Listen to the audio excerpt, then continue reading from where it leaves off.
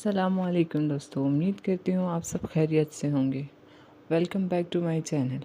आज हम बात करेंगे मेंसेस के बारे में। आज का हमारा टॉपिक है मेंसेस। अब हम इसमें बात करते हैं। हैज़ एक खून है जो कि हर लड़की को बालिग होने के बाद आता है, यानी पीरियड्स। ये यूट्रस से आता है और ये खून हैज़ कहलाता है, यानी मेंसेस कहलाता है। हैज़ का आना औरतों में बालिग होने की अलामत समझा जाता है, लेकिन ये हतमी दलील नहीं। अगर हैज़ आने में देर हो जाए तो इसका मतलब ये नहीं कि लड़की बालिग नहीं हुई। बहुत सी मिसालें मौजूद हैं कि लड़की को हैज़ आने से पहले हमल करार पा गया है। अब एक बात और आती है इसमें कि सर्द ममालिक जो होते हैं, जो ठंडे इलाके होते हैं, इसमें जो गर्ल्स होती हैं उनको पीरियड्स देर से आता है, यानी हैज़ जो है देर से आने शुरू हो जाता है। और जो गर्म ममालिक होते हैं इसमें जल्दी आने शुरू हो जाते हैं। सर्द ममालिक में औसत उम्र यानी लड़की की उम्र 15 साल है और गर्म ममालिक में 12 से 14 साल, यानी इस दौरान इनको पीरियड्स आने शुरू हो जाते हैं। जो ठंडा इलाका है उसमें 15 साल की उम्र में आते हैं और जो गर्म इलाका होता है इसमें तकरीबन 12 से 14 साल की उम्र में लड़की को पीरियड्स आने शुरू हो जाते हैं। ऐसी मिसालें भी हैं कि 6 से 7 साल की उम्र की लड़कियों को हैज़ आने शुरू हो जाते हैं, यानी उनको पीरियड्स आना शुरू हो जाते हैं।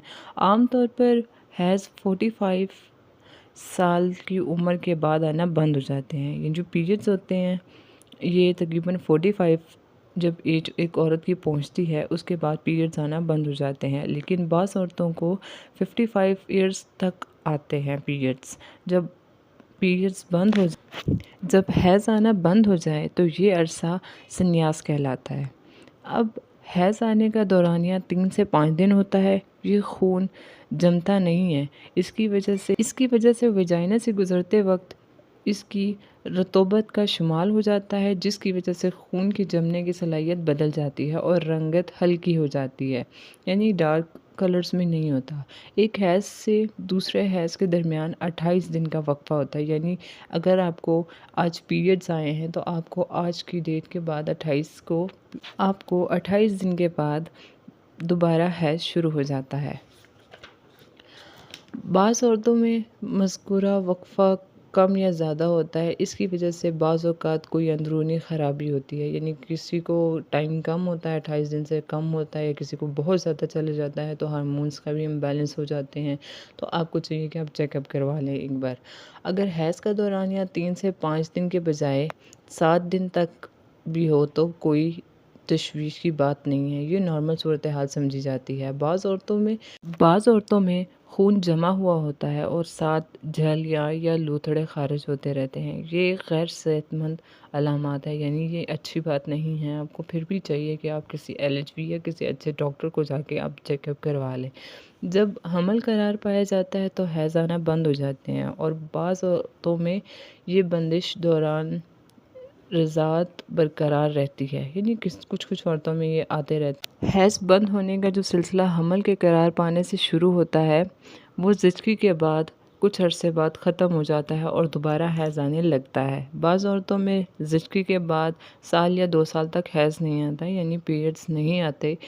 जब पीरियड्स का आगाज़ होता है, यानी खून आने से पहले दिन खून आने का यानी जो पहला दिन होता है, तो इस वक्त जो खून रहम से आना वो रहम के अंदरूनी तह एंडोमेट्रियम के उधर जाने की वजह से या इसकी बारीक बारीक नालियों कैपिलरीज से आता है। जब पीरियड्स बंद हो जाता है और दूसरे हैज़ तक एक वक्फ़ा होता है जो आम तौर पर 28 दिन पर मुश्तमिल होता है। इस दौरान रहम का अंदरूनी तह एंडोमेट्रियम का में हार्मोन की वजह से तब्दीली आती है। इसके नए सिरे से मरम्मत होती है, इसकी मोटाई बढ़ जाती है। इस वक्फ़े में के आखिरी हिस्से में ये तब्दीली बहुत नुमायाँ होती है और जाली मज़ीद मोटी हो जाती है और ये रतूबत से भरी होती है। हकीकत में ये कुदरत की तरफ से एक निज़ाम होता है। अब अगर हमल ठहर जाए तो जब ओवियम और स्पर्म मिलकर फर्टिलाइज़ हो जाते हैं तो फैलोपियन ट्यूब से रहम में दाखिल होते हैं, तो एंडोमेट्रियम इसको कबूल कर लेती है और एक सिलसिले का आगाज़ होता है। अगर ओवियम बला आवर ना हो तो ये जाली उधेड़ जाती है और खून बहने लगता है, यानी हैज़ का खून होता है। इसमें ये उधड़ी हुई जाली ये और दम ख़ारिज हो जाती है। 3 से 5 दिन खून बहने के बाद बंद हो जाता है। इस तरह से अंदरूनी जाली के मरम्मत होने और उधेड़ने का सिलसिला जारी रहता है और हर 28 दिन बाद हैज़ आता है। आपको अगर पीरियड्स के मुताबिक और भी कोई वीडियो चाहिए तो आप मुझे कमेंट करके बता सकते हैं। मैं आपको एक दूसरी वीडियो बना के आपको उस पे गाइड कर सकती हूँ। हम पीरियड्स को मज़ीद आगे लेके जाएँगे। इसके अलग-अलग और टॉपिक्स हम इस पे रिसर्च करके एज़ अ एलएचवी आपको पता होने चाहिए, वो मैं आपको गाइड करती रहूँगी बाद में, जो कि आपके बहुत काम आएँगे। आपका बहुत-बहुत शुक्रिया वीडियो फुल लास्ट तक देखने के लिए। वीडियो को लाइक कीजिए, कमेंट कीजिए, फॉलो करना मत भूलिएगा। अल्लाह हाफ़िज़। अपना बहुत सारा ख़्याल रख